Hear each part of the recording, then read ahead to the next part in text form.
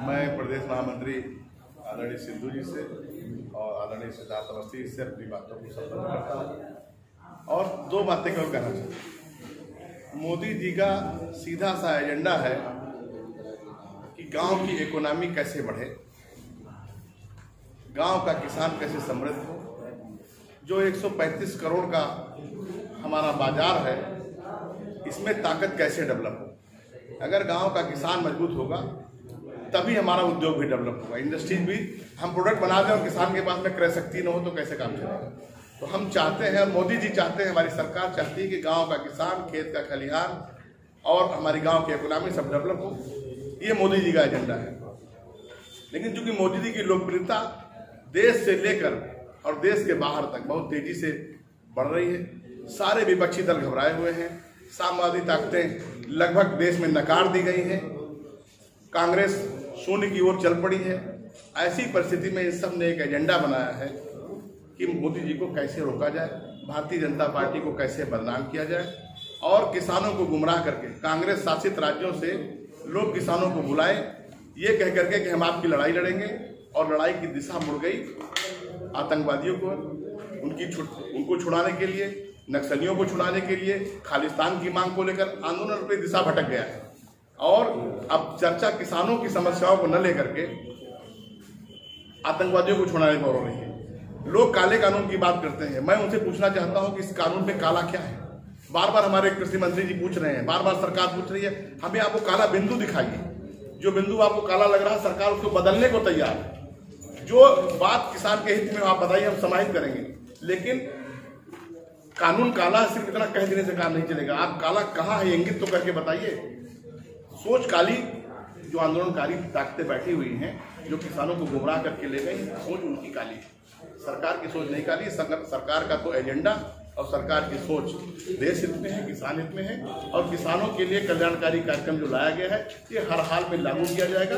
अगर इसमें किसी प्रकार के संशोधन की बात है जो जरूरी समझते हैं तो सरकार के सामने रखें। सरकार खुले मन से स्वीकार करने को तैयार है। मोदी जी भी कह रहे हैं, अमित शाह जी भी कह रहे हैं, हमारे कृषि मंत्री नरेंद्र सिंह तोमर जी कह रहे हैं, किसान हित में कोई भी कार्यक्रम, कोई भी बात मानने को सरकार तैयार है। लेकिन इनका जो काला एजेंडा है वो सफल नहीं होने दिया जाएगा। अब भारतीय जनता पार्टी ने निर्णय लिया है कि हम 700 सम्मेलन और 700 कार्यक्रम करके इनकी पोल खोलेंगे और जनता तक जाकर के, किसानों के बीच जाकर के एक एक बात का स्पष्टीकरण देंगे। आज से हम लोगों का यह अभियान कल से शुरू हो रहा है। इसी में भारतीय जनता पार्टी अब आगे कार्यक्रम पे चलाएगी। नहीं आधारित है। ये विषय है जो कलकत्ता में जेपी नड्डा जी, जो हमारे राष्ट्रीय अध्यक्ष हैं, जो उनके ऊपर अटैक हुआ है। मैं चाहता हूँ आप अपनी पत्रकारिता के दम से टीएमसी की ममता दीदी को ये संदेश जरूर पहुँचा दें, हम लोग अनुशासित हैं, हम लोग सकारात्मक राजनीति में भरोसा रखते हैं, परंतु ज़रूरत आ जाए तो शायद दल बल से उनका भी सूतनका जैसा हश्र किया जा सकता है, लेकिन वो हम नहीं करेंगे। नैतिक भावनाओं से कभी भी अवहेलना नहीं होनी चाहिए। उनके द्वारा किया गया जो कलकत्ता में काम है, आप वो बात मेरे लिए इसलिए संज्ञान में लाई जहाँ पे नक्सली और आपने उसकी वामपंथियों की बात करी। ये देश विरोधी ताकतें हम सबको चारों तरफ से घेर रही हैं। चाहे किसान आंदोलन में खालिस्तान के नारे हो रहे हों, चाहे बंगाल में हमारे भाजपा कार्यकर्ता मारे जा रहे हैं, आखिर ये कब तक चलेगा। योगी आदित्यनाथ जी की यहाँ पे उत्तर प्रदेश में सरकार है, उन्होंने पहले ही स्पष्ट कर दिया था कि अगर धर्म के रास्ते में अधर्मी आएगा तो उस अधर्मी का नाश करना न्याय संगत है। और ये न्याय संगत कार्रवाई करने में भारतीय जनता पार्टी पूर्ण भरोसा और विश्वास रखती है। बस उसकी जरूरत ना आने दें, ये ममता दीदी विचार कर रहे हैं। आपने टीएमसी की बात की, लेकिन टीएमसी से आज एक बयान आया है कि सरकार जाते ही ममता की हत्या करा दी जाएगी। क्या ये सिंपैथी लेने की होड़ है? देखिए, टीएमसी की तरफ से बयान आया है, उन्होंने बयान दिया कि सरकार जाते ही ममता दीदी की हत्या करा दी जाएगी। वो अपने आप को असुरक्षित पहले से ही महसूस कर रहे हैं। अगर आपने खुद ही जवाब दिया है कि इसे सिंपैथी के लिए, क्योंकि उनके पास कोई शस्त्र बचा नहीं है। पहले उन्होंने क्या किया, साम दाम सब चलाया, उन्होंने दंड भी चलाया। अब जब कुछ नहीं बचा है तो वो वेदना और करुणा का आंचल पकड़ रही है कि मैं रोऊंगी, रुदाली गाऊंगी, तब जनता मेरे पास आएगी। जनमानस जिनको वहां पे जिनकी हत्याएं कराई गई हैं, क्या उनका परिवार नहीं था? ममता जी खुद अपने आप को असुरक्षित महसूस कर रही हैं इन्हीं सब कारणों से, क्योंकि इनके द्वारा किए गए जघन्य अपराध उनको सपने में भी दिखते हैं। इसमें बताएं आपको भारतीय जनता पार्टी के लिए नहीं, इस धारा के लिए बेशकीमती इंसान, वही हमारा अन्नदाता है, वही हमारा पालन करता है। यशस्वी प्रधानमंत्री नरेंद्र मोदी जी की कोई किसी भी ऐसी नीति ने किसानों के साथ अहित ना किया है ना होगा। मूलतः एमएसपी की बात चल रही थी, वो विषय भी सबके सामने क्लियर हो चुका है। आप खुद प्रेस में हैं, मैं आपके समक्ष अपना पक्ष ये रखना चाहता हूँ भारतीय जनता पार्टी किसान मोर्चा की तरफ से। हमारे संगठन बूथ स्तर पर, हमारे संगठन में किसान भी हमारा बूथ के अध्यक्ष भी है। किसान की पीड़ा क्या है हम जानते हैं, शायद अन्य दलों से ज़्यादा। हम वो व्यक्ति नहीं है जिन्होंने सफाई में केवल नृत्य कराया करते थे। राहुल गांधी क्या जाने जो आलू से सोना बनाना जानते हैं, वो किसानों के हित की बात करेंगे।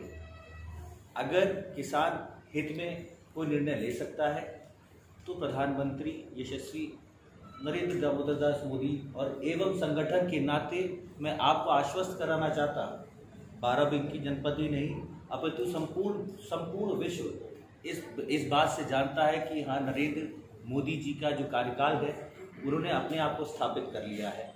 वो एक वर्ल्ड लीडर बन चुके हैं स्टेज पर। उनकी छवि को खराब करने के लिए अन्य केवल किसान वहाँ पे नहीं बैठा है, वहाँ किसान नहीं बैठा। आप देखिए कि किसान अगर बैठा होता तो कनाडा में स्टेटमेंट्स क्यों दिए जा रहे होते, वहाँ का प्रधानमंत्री इसमें क्यों इन्वॉल्व होता। एक सोची समझी साजिश है केवल नरेंद्र मोदी जी को डिफेम करने की, उनको बदनाम करने की, क्योंकि उनके पास और कोई अस्त्र और शस्त्र नहीं बचा है। मेरे अग्रज, मेरे अभिभावक यहाँ पे हमारे संगठन के प्रदेश महामंत्री बैठे हैं, हमारे प्रदेश मंत्री जी हरगोविंद जी जो यहाँ के पूर्व एमएलसी रहे वो भी बैठे हैं। इस विषय में मुझसे ज़्यादा वो आपको बता सकते हैं, लेकिन हालांकि बाराबंकी के नगर प्रभारी होने के नाते मुझे सूक्ष्म जानकारी आपको देना ज़रूरी है कि हमने अभी तक प्रेस में जाने का नहीं सोचा था। हम जानते थे किस तरीके की भ्रांतियाँ फैलाई जा रही हैं। आज अगर हम आपके समक्ष बैठे हैं, आज हम अपना दर्द आपके साथ में साझा करना चाहते हैं।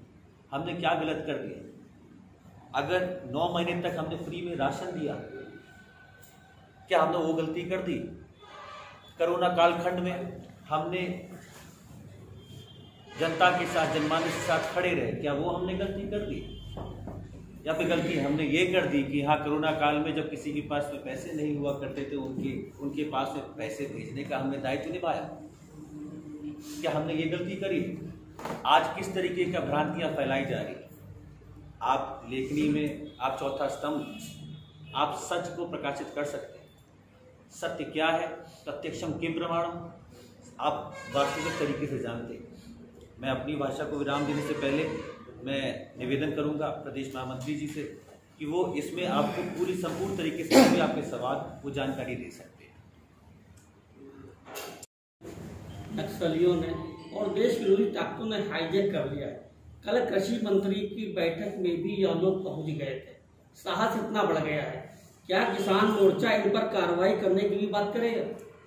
देखिए, ये उच्च स्तरीय मामला है और हम सब तो इस बिल के समर्थन में और बिल की जो खूबियां हैं उनको जन जन तक पहुंचाएंगे। और मैं जानता हूं कि अगर नक्सली या इस प्रकार के लोग अगर इसको हाईजैक करने का प्रयास करेंगे तो भारतीय जनता पार्टी की सरकार जो गांव गरीब और किसानों के उत्थान के लिए बनी है वो इनको बर्दाश्त नहीं करेगी। अगर आवश्यकता पड़ेगी तो इनके साथ में बिल्कुल सख्ती के साथ निपटेगी, इसमें कहीं कोई लोड़ा नहीं। ये किसान आंदोलन में जिन लोगों ने राष्ट्र सच्चाई क्या है उससे अवगत कराने के लिए हम सब जा रहे हैं। 14, 15, 16 में हमारा विशेष अभियान चलने वाला है। ये विशेष अभियान चलेगा, हम मंडियों में जाएंगे, किसानों के बीच जाएंगे और उनको बताएंगे कि सच्चाई क्या है। इसके लिए हमारी 14 तारीख को अयोध्या में कमिश्नरी वाइज हमारे किसानों के सम्मेलन होंगे, गोंडा में 15 तारीख को है। इसी तरह से हमारे पूरे प्रदेश के अंदर, पूरे देश में इसी प्रकार के कार्यक्रम का आयोजन किया जा रहा है। प्रदेश के अंदर इसी तरह मूलतः ये भारतीय जनता पार्टी किसान मोर्चे के बैनर तले चला। अभी तक किसान इसमें आगे बढ़ के हिस्सा ले रहे थे, बीच में एनएम बैठे तमाम किसानों ने बोला, इसके समर्थन बोला। ये अब चूंकि इसको राजनीतिक रंग दे रहे हैं, सभी अन्य दल विपक्षी दल सब मिल करके आ गए हैं, इस नाते अब स्थितियां जो आई हैं अब उनको मुंह तोड़ जवाब देने का समय है। वहाँ खालिस्तान जिंदाबाद के नारे लग रहे हैं, खालिस्तान की मांग हो रही है, वहाँ पे कनाडियन प्रधानमंत्री बोल रहा है। सब चीजें जो आई है इस नाते ये मूलतः भारतीय जनता पार्टी किसान मोर्चा के वहाँ पे जो यहाँ पे कांग्रेस की गवर्नमेंट है या संबंधित गवर्नमेंट है, हमने उसके लिए एक अभियान चलाया है। एक था कि हम लोग 12-13 में जिलों के ऊपर प्रेस करके प्रेस के माध्यम से बताएं लोगों को, और 14, 15, 16 में हम लोग किसानों के बीच जाएंगे, मंडियों में जाएंगे, वहां पर जाकर के अपनी बात रखेंगे। कमिश्नरी वाइज भारतीय जनता पार्टी ने किसानों का सम्मेलन करने का निश्चय लिया है। किसानों को वहां पर कमिश्नरी वाइज एकत्रित होंगे और वहां के ऊपर हमारे प्रदेश के और राष्ट्रीय स्तर के नेता, जैसे कल अयोध्या में राधा मोहन सिंह जी हमारे जो उत्तर प्रदेश के प्रभारी हैं और पूर्व कृषि मंत्री हैं, परसों 15 तारीख को गोंडा में माननीय स्वतंत्र देव सिंह जी जो देवी पाटन कमिश्नरी है उसकी वहां पर पंचायत है, और उस पंचायत के अंदर भारतीय जनता पार्टी के प्रदेश अध्यक्ष और भारतीय जनता पार्टी के उत्तर प्रदेश के प्रभारी, पूर्व के भारत सरकार के कृषि मंत्री, राष्ट्रीय उपाध्यक्ष माननीय राधा मोहन सिंह जी किसानों से सीधा संवाद करेंगे और किसानों की जो भ्रामक स्थितियां फैलाने का काम हमारे जो विपक्षी दल कर रहे हैं उनको बिल्कुल साफ कर देंगे। मुझे लगता है आने वाले 2-3 दिनों के अंदर पूरी तरह से स्थिति साफ हो जाएगी और हम सब किसानों के बीच जाएंगे, किसान की मंडियों में जाएंगे और उन सबको बताएंगे। और मुझे लगता है आज का किसान को इससे मतलब नहीं, किसान तो खुशहाल है। आज उसको बीज बोने के टाइम में छोटा किसान जो 1 एकड़ का किसान है, जो 2 एकड़ के किसान है, उसको बुआई, कटाई और गुड़ाई के समय में 1000-2000 की जरूरत होती है। मित्रों, मैं बताना चाहता हूं आपसे कि उन पैसों के लिए लोगों को साहूकारों के पास जाना पड़ता था और मोदी जी ने 3 किस्तें दे करके किसान सम्मान निधि के माध्यम से बुआई, कटाई और जुताई के समय किसान को आर्थिक मदद देने का काम किया है। ऐसा कोई नहीं सोच सकता है। एक कहावत कही गई है कि जाके पाँव पड़ी न बेवाई, वो क्या जाने पीर पराई। तो माननीय मोदी जी इस बात को जानते हैं, गांव गरीब किसान को और उनकी पीड़ा को समझते हैं। उन्होंने झेला है, वो तन से झेला है। इस नाते उन्होंने किसानों को जो सौगात देने की ठानी है, आने वाला समय है और किसान बिल पूरी तरह से लागू होगा, इसमें कहीं कोई समझौता नहीं किया जाएगा। किसान को सीधे आरोप है। सिद्धार्थ जी ने वैसे तो विस्तृत रूप से आपको बताया। मित्रों, आज देश की इन विषम परिस्थितियों में हम आप सब के माध्यम से, इलेक्ट्रॉनिक मीडिया के माध्यम से भी और प्रिंट मीडिया के माध्यम से भी चाहेंगे कि समाज को वास्तविकता का पता चले और समाज दिशा भ्रमित ना होने पाए। आप जानते हैं कि संसद में पहली बार जब माननीय मोदी जी ने संसद को प्रणाम करके, उसकी चौखट को प्रणाम करके 130 करोड़ देशवासियों के प्रति संकल्प लिया था, और आज भी वो जहां भी जाते हैं 130 करोड़ देशवासियों की बात करते हैं। किसान हित की बात उन्होंने पहले से ही शुरू की थी। पहले में उनके 5 वर्ष के जो एजेंडे में था सबका साथ सबका विकास, इन्होंने नारा दिया था, और उस नारे में किसान को और गरीबी को दूर करने के लिए पहले भारत की पहचान हुआ करती थी। आप सबको याद होगा माननीय कल्याण सिंह जी जब कभी कहते थे तो कहते थे गांव गरीब किसान झुग्गी झोपड़ी का इंसान, ये भारत की पहचान लोग विदेशों में कहते हैं। माननीय प्रधानमंत्री जी ने नारा दिया, नरेंद्र मोदी जी ने, उन्होंने कहा कि गांव से गरीबी को हटाना, किसान को स्वावलंबी बनाना। किसान मजबूत होगा, अन्नदाता हमारा मजबूत होगा तो देश मजबूत होगा। झुग्गी झोपड़ी से निकाल करके लोगों को पक्के मकान मिलाना, इसके लिए उन्होंने संकल्पित होकर के अपनी 2014 से 19 की सरकार ने कहा था कि हम 5 वर्ष में समाज की मौलिक आवश्यकताओं की पूर्ति के लिए काम करेंगे, और उन्होंने किया।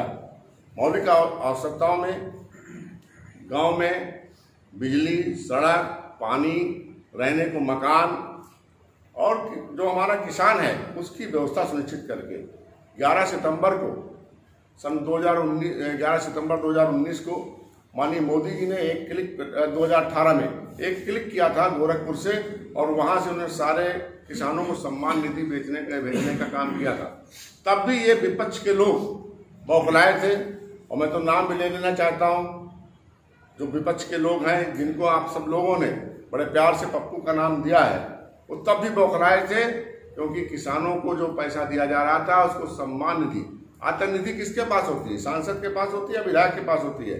भारतीय जनता पार्टी के यशस्वी प्रधानमंत्री ने किसान को सम्मान निधि दे करके उसको भी ला करके हम सब के बराबर खड़ा किया है। छोटी छोटी जरूरतों को पूरा करने का काम करने के लिए कर रहे हैं। आज जो किसान आंदोलन कर रहे हैं सड़कों पर उतर करके, मैं उनसे भी पूछना चाहता हूं, विपक्ष के लोगों से पूछना चाहता हूं कि वहां के ऊपर नारे कैसे लग रहे हैं? पाकिस्तान जिंदाबाद के नारे लग रहे हैं, खालिस्तान की मांग के नारे लग रहे हैं, वो किसान आंदोलन कर रहे हैं। आज अगर उत्तर प्रदेश का किसान, उसको अपनी फसल का उचित मूल्य मिलता है और वो केरल अपना सामान ले जाकर के बेचता है, कलकत्ता ले जाकर के अपना सामान बेचता है, या कलकत्ते से कोई सामान उत्तर प्रदेश में आ सकता है जिसकी हम यहाँ पर पैदावार नहीं कर रहे हैं, तो तुम्हारे पेट में दर्द क्यों हो रहा है? हमारा किसान सीधे मार्केटिंग से जुड़ रहा है। अगर सीधे ई मार्केटिंग के माध्यम से विभिन्न मंडियों में जुड़ करके जा रहा है, तो आपके पेट में दर्द क्यों हो रहा है? कॉन्ट्रैक्ट खेती के विषय में आपसे बताया, कॉन्ट्रैक्ट खेती पहले भी होती चली आ रही, उसको हम बटाई का नाम देते थे। पहले गांव के जमींदार, गांव के बड़े बड़े लोग अपनी खेती में लोगों को नौकर रख करके काम करते थे, लेकिन आज हम अपनी खेत को कॉन्ट्रैक्ट के रूप में दे सकते हैं। हमने बताया, अभी हरगोविंद जी भी कह रहे थे कि पहले 1 एकड़ का 14-15 हज़ार मिलता है, लेकिन अगर हमारे किसान को, जो छोटा किसान, जो 1 एकड़ का किसान है, 2 एकड़ का किसान है, उसका खेत अगर कोई किराए पर लेकर के कॉन्ट्रैक्ट बेस में करता है, तो 40,000 रुपये, 50,000 रुपये एकड़ की प्राप्ति अगर उसको हो रही है, तो हमारा किसान संपन्न होगा। जब हमारा किसान संपन्न होगा तो हमारा देश संपन्न होगा, और जब देश संपन्न होगा तो हम विश्व के अंदर, जिस प्रकार से पहले हम विश्व गुरु के नाम से थे और विश्व गुरु के नाम से भारत में एक सोने की चिड़िया कहा जाता था, आज उस परिकल्पना को साकार करने के लिए देश के अंदर ऐसा प्रधानमंत्री हमको मिला है जो स्वामी विवेकानंद के बाद में, जिसके चेहरे पे वो तेज दिखाई देता है। आने वाला वक्त बताएगा कि किसानों के लिए जो कुछ किया है, समाज के लिए जो कुछ किया है, वो नरेंद्र दामोदर दास मोदी से बढ़ के कोई नहीं कर सकता।